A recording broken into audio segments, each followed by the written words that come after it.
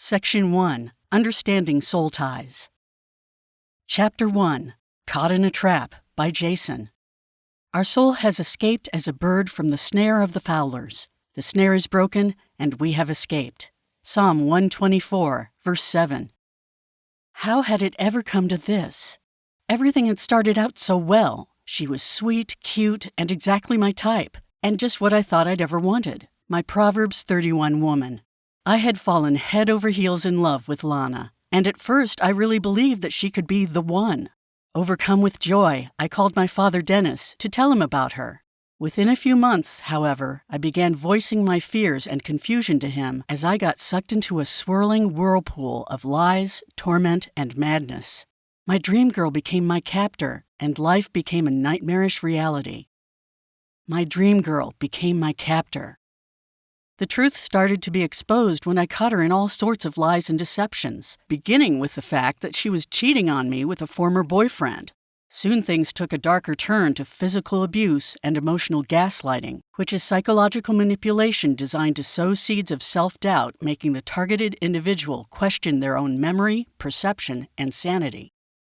Usually the perpetrator is deliberate, cunning, and sociopathic. However, in this case, it was Lana's own craziness, manipulation, and control that caused me to question my own sanity. I then threatened to leave her, at which point she turned me into the cops and made false charges against me. Now we were locked into the legal system, and I couldn't go anywhere else for at least a year, while the wheels of social justice began to slowly grind. Lana didn't want to lose me. After all, she had already moved into my apartment, quit her job, and convinced me to pay for all sorts of medications for mental and physical ailments, many of which were imaginary. Unfortunately, my rescuer identity and codependency took over. Now the lock on the trap snapped into place. Lana needed me. To cut her loose at this point would have seemed like kicking a wounded dog to the curb and walking away. When I sought help from a psychiatrist, he did what doctors usually do. He wrote prescriptions to help alleviate my anxiety, depression, and other symptoms. I found myself taking all sorts of powerful medications to which I quickly became addicted, but which only increased my torment. And Lana liked me doped up. It made it easier for her to control me and keep me from leaving her. Still having enough presence of mind to document the physical abuse, I sent some photos of the stab wounds in my face from her keys and the bloody fingernail scratches across my cheeks and neck to Dad and Jennifer. All it took to set Lana off was my failure to do exactly what she wanted, or to do something the wrong way, even if I didn't know what her right way was. The situation I described was bad, and they were very concerned about my welfare. Dad and Jen told me to leave her and move in with them because they had a place where I could stay until I could get my life sorted out. But unable to act even on my fear, I wound myself even more tightly into what had become a web of my own making. I was in a web of my own making. The can of tomatoes broken over my head didn't do it. The barefoot Lana used to kick a hole through the bathroom door when I locked myself in didn't do it. The road incident was the last straw. Lana insisted that we go to the grocery store in the wee hours of the morning, even though I hadn't had any sleep that night and needed to leave for work at 5:30. While she was driving to the store, she got angry and smacked me hard across the bridge of my nose with the back of her hand. I'd had enough.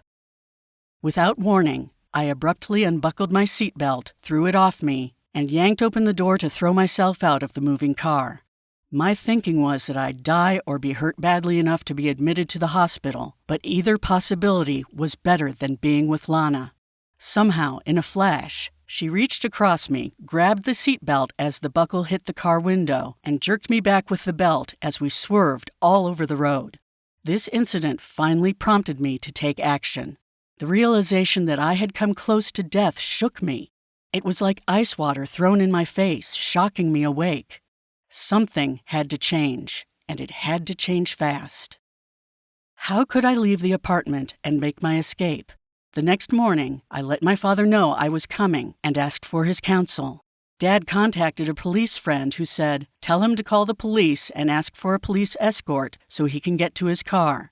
That way she can't call the police first and make false charges like she's done in the past."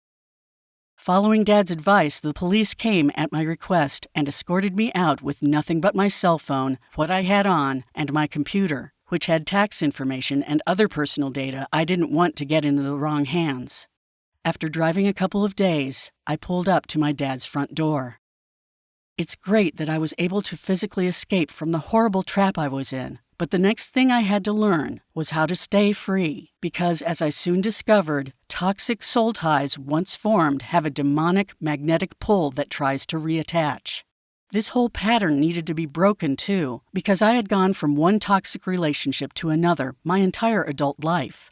It took this last one, however, to get me to rock bottom. As I turned to God in prayer, He began to work inside me. I needed internal as well as external liberation, and the Lord met me at my point of need. In this book, you will discover the secrets I learned on my journey to complete freedom and a brand new life.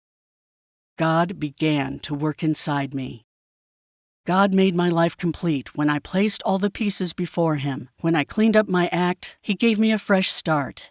God rewrote the text of my life when I opened the book of my heart to His eyes. 2 Samuel chapter 22, verses 22 through 25.